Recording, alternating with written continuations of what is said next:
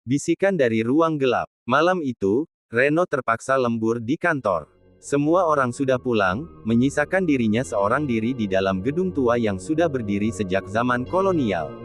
Lampu mulai redup, hanya layar komputer yang masih menyala, memberikan cahaya samar di ruangan kosong. Saat sedang mengetik laporan terakhirnya, ia mendengar suara pelan, seperti seseorang berbisik di belakangnya. Reno menghentikan pekerjaannya, menoleh, tapi tidak ada siapa-siapa. Ia mencoba mengabaikannya. Namun, semakin lama, bisikan itu semakin jelas. "Pergilah. Kau seharusnya tidak di sini." Reno merasakan bulu kuduknya berdiri. Suara itu terdengar datang dari sudut ruangan yang paling gelap. Dengan tangan gemetar, ia mengambil ponsel dan menyalakan senter. Cahaya kecil menyapu ruangan, dan saat itu, ia melihat sesuatu.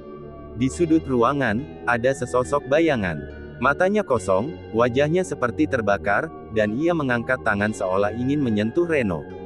Reno terlonjak dari kursinya, jatuh ke lantai, dan merangkak mundur dengan napas memburu. Sosok itu semakin mendekat, bisikannya kini berubah menjadi jeritan mengerikan. Tanpa berpikir panjang, Reno berlari keluar, meninggalkan semua pekerjaannya. Begitu ia menutup pintu kantor di belakangnya, suara jeritan mendadak berhenti, seakan ruangan itu kembali sunyi seperti sebelumnya. Keesokan paginya, seorang petugas kebersihan menemukan komputer Reno masih menyala. Tapi sesuatu membuatnya bergidik. Di layar terdapat sebuah pesan yang tertulis dengan huruf merah menyala.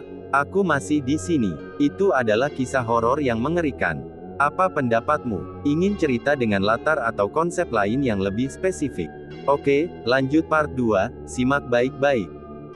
Siap-siap merinding. Berikut cerita yang mencekam. Jangan lupa like, komen, dan subscribe di channel saya. Di sebuah desa terpencil yang dikelilingi oleh hutan, ada sebuah rumah tua yang dikenal sebagai rumah pelangi hitam. Penduduk desa menghindarinya karena desas-desus bahwa rumah itu dihantui oleh seorang wanita dengan gaun merah tua, yang meninggal tragis di sana puluhan tahun lalu. Malam itu, seorang pemuda bernama Arman penasaran dan memutuskan untuk menyelinap masuk. Saat melangkah ke ruang tamu yang gelap, Arman mendengar suara langkah kaki, meski ia sendiri diam tak bergerak. Bayangannya di cermin besar yang berdebu tiba-tiba tampak tersenyum senyuman yang bukan miliknya.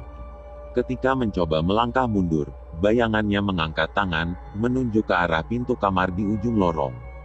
Tak dapat melawan rasa ingin tahu, Arman membuka pintu itu, dan ruang kosong yang dingin berubah menjadi penuh suara bisikan. Di sudut ruangan, sosok wanita dengan gaun merah muncul, wajahnya tanpa mata dan hanya tersenyum dengan mulut menganga besar. Dia memanggil Arman dengan suara lirih, "Selamat datang, kau akan tinggal di sini selamanya." Sebelum Arman sempat melarikan diri, lampu padam dan desanya menjadi sunyi tak seorang pun melihatnya lagi. Apakah sudah cukup menyeramkan? Atau ada kisah lain yang ingin Anda dengar?